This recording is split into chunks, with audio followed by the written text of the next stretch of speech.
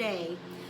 It's another nice sunny day here in the Missouri Ozarks, here at Life on Turkey Lane.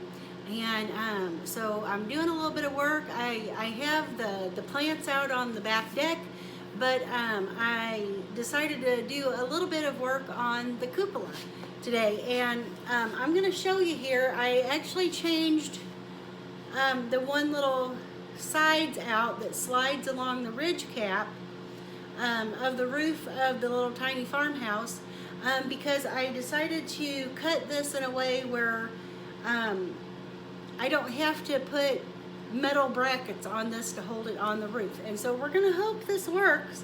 We're going to pray this works. Now, in the garage, and by theory, it works.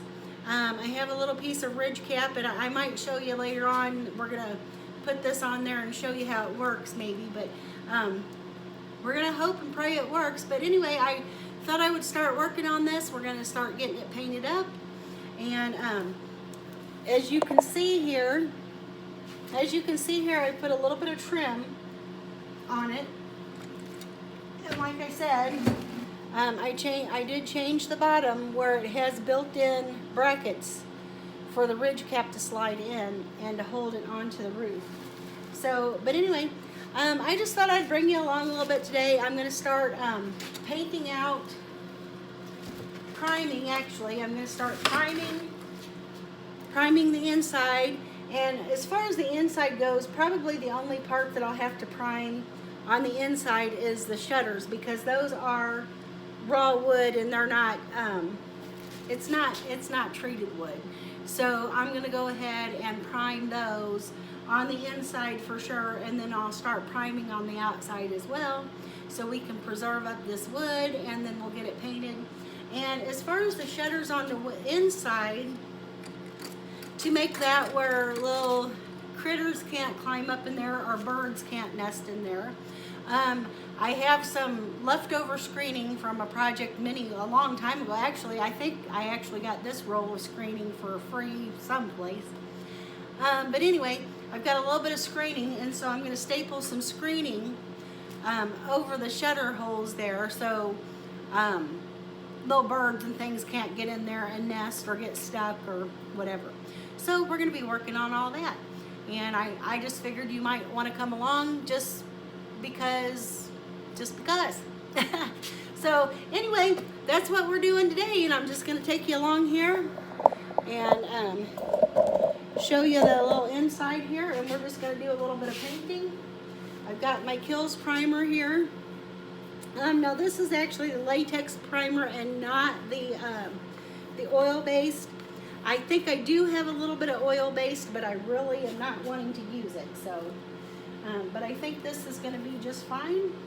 And we're just going to, I've got a little paintbrush here, and I'm going to be generous with this, and I'm just going to start painting these shutters on the inside, priming them, getting a coating on here.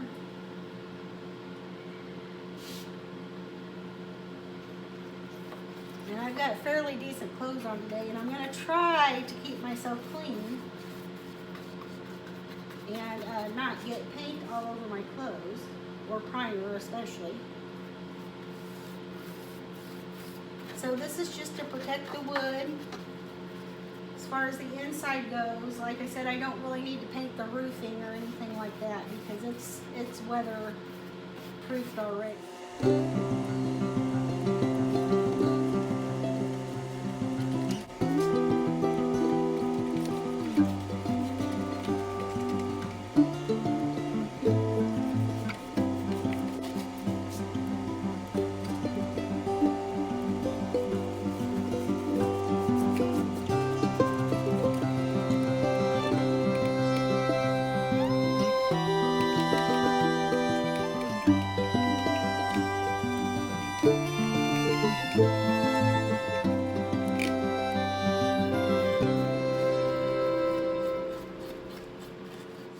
Okay guys, so I've got this coating on the inside, and like I said, this is just a protective layer. It doesn't have to be fancy, and it doesn't have to be perfect. It's just kind of to keep the inside from being out in the, or rotting in the weather because the shutter part, like I said before, is not treated lumber or anything like that. So, and now I'm just going to go ahead and start priming the outside. Especially, like I said, the shutters. I want to make sure they're primed. Now the roofing and this part down here is treated wood, or rated for outdoors. So I don't really have to do a whole lot of priming or anything to it. But I'm going to go ahead and prime the shutters here. And I'm not even going to worry about filling in any of the holes because you're not going to see those once this is painted up and gets a good couple coats of paint on it and all that good stuff.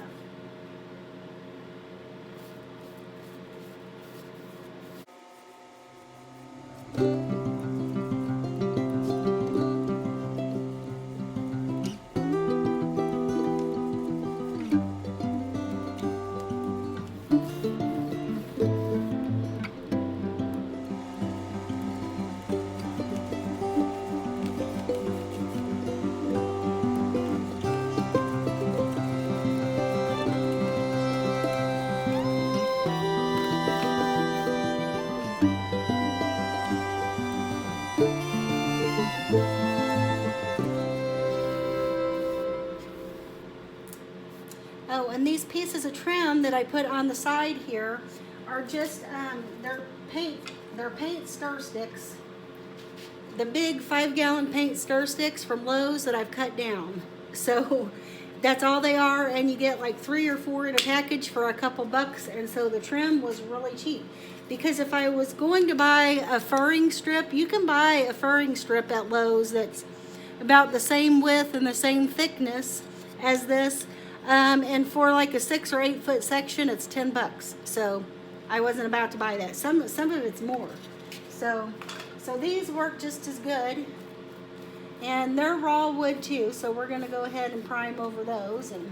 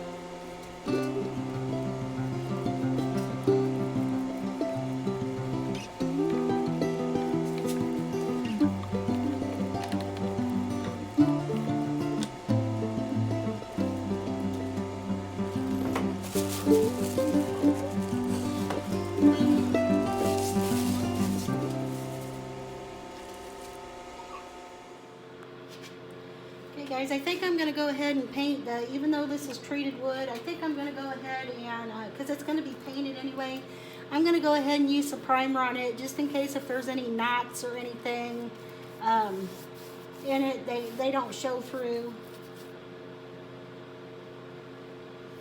when it's painted.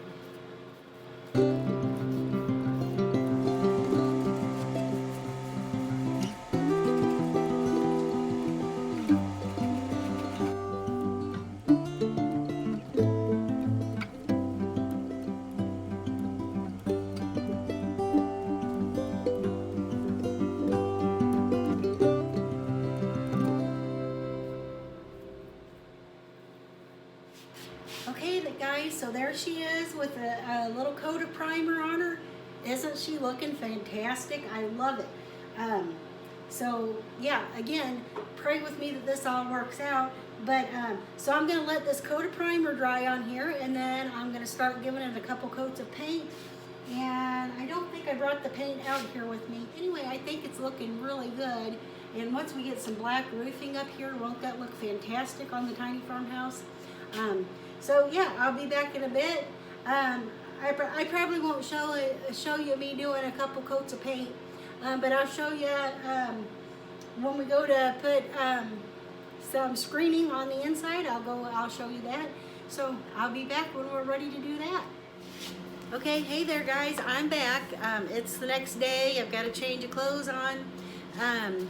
I got the cupola primed, and I have 2 coats of paint on there, and actually I was very lucky. I was thinking I was going to have to use a white paint that wasn't the same color as what I used on the tiny farmhouse, but I knew when I painted the little tiny farmhouse that in the bottom of the can I had maybe like less than 1/4 of an inch of paint left in the bottom of the paint can, and I left it in the camper because I thought, you know, that I might have some touch-ups that I had to do out there before the end of the year, and I think I'm about to lose my light. The door's gonna blow closed. It's a good thing I'm working in the garage today because it's nice and windy outside and pretty chilly, to be honest with you. Even though we're right here close to the 1st of May. And actually I was gonna do a video this weekend, but it'd probably be next weekend before I get it done, because I was gonna do a video, so you'll want to stay tuned for it, of a do-it-yourself, easy and free watering system for the Dollar Tree stackable planters. So you'll want to stay tuned for that one. I think this one's going to work pretty good, and it's going to get the job done. But I'm having to wait till next weekend to get all that together and on video, because we're not going to be able to plant anything out until probably next weekend. Our cool weather has kind of stuck around just a little bit longer than normal, and so I don't want to put any of the plants out until I know for sure that we're past our last frost, and that they'll be safe in the ground. So anyway, but like I said, I'm back today. I've got the couple coats of paint on here, and what I was saying, I don't know if I finished my thought or not. The paint that I had from the camper, I had just a little tiny dab left in the bottom of the can, and I left it in the camper, or the tiny farmhouse, because I thought I could use it for some touch-ups at the end of the year if I thought I saw a few places that were, you know, needed a little help, and I didn't need to use that. Well, I just didn't think about it, and I left that can of paint in the camper all winter long, and now that or the tiny farmhouse, they keep calling it a camper, and it is a camper. But anyway, the can of paint was in there all winter long, no heat or anything, and I thought, oh, there's no way it's going to be any good. But guess what? I mean, I'm just going to show you. You can't hardly see, well, you can't hardly see the label left on this one, but I do have the other. We had to use 2 cans of paint. But anyway, this is what we used on the outside of the tiny farmhouse. It's Valspar Storm Coat, and it's mixed in a Sherwin-Williams paint color called Alabaster, is what we used on the outside of the tiny farmhouse. And anyway, I actually think there's probably a little bit left in the bottom of this bucket, and I don't know how good it is either. But just a testament to this Storm Coat, these cans of paint sat in that tiny farmhouse unheated all winter long, and in December we had below 0 temperatures. And I thought for sure with just the little bit that was left in the bottom of the can that it wasn't going to be good, that it would be all dried up or whatever, or hard, because when paint gets cold it does freeze. Once it freezes, it's really no good. But this was still good. So I had enough paint to do my 2 coats on the cupola here. So I know it's a matching color, which is fabulous because I didn't know how much of a headache it was going to be to try to match the color. So long story short, we've got 2 coats of paint on the cupola and she's ready to go as far as that goes. And so today, now I've got some screening here, and as I've mentioned on my channel before, we have military people that move in and out of the neighborhoods quite frequently, and a lot of times they'll put things in their trash that are not even used. And so we've got 2 things of screening here that wasn't even opened, and we found it on the side of the road unopened. So my husband stopped and picked it up, and we're going to use some of this today. One man's trash is another man's treasure, I guess you could say. So I'm just going to cut off a little bit of this. And this isn't metal screening, it's the fiberglass screening, so it will be easy to cut with scissors. And I'm just going to cut some pieces here. Let me get my scissors.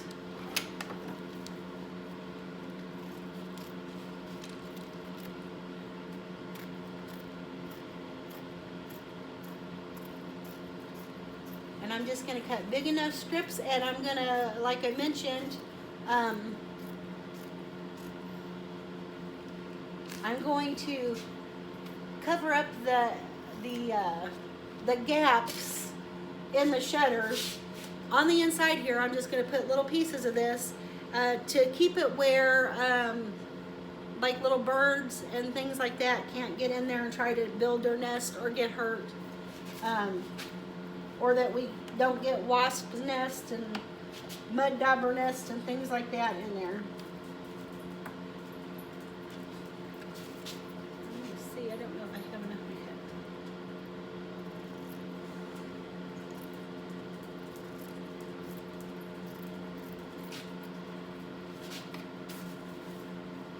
yet. Okay, and so I've got my electric staple gun here, and I'm going to tell you, now I bought this one several years back. I was doing some kind of like reupholstering on some furniture, and I had the little, just basic little hand manual model. Those will kill your hands. I mean, trying to squeeze that trigger down to staple the staple. This girl bought an electric one. Best choice ever. This is not a killer on your hand. It plugs in and you just have this little trigger here. So I've got some staples in there. It's plugged into the electricity. And I don't know how much you'll be able to see here, but I'm just going to put this in there. And see if I can get the stapler in there nice and secure.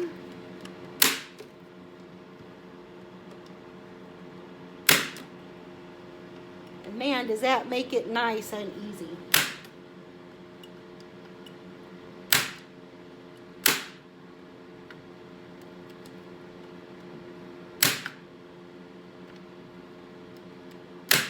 Just trying to make this as snug as possible so we don't have any little problems with critters. So since we couldn't plant anything out today, and I was working on the cupola, Andy's down here and he's putting us a gate on our garden.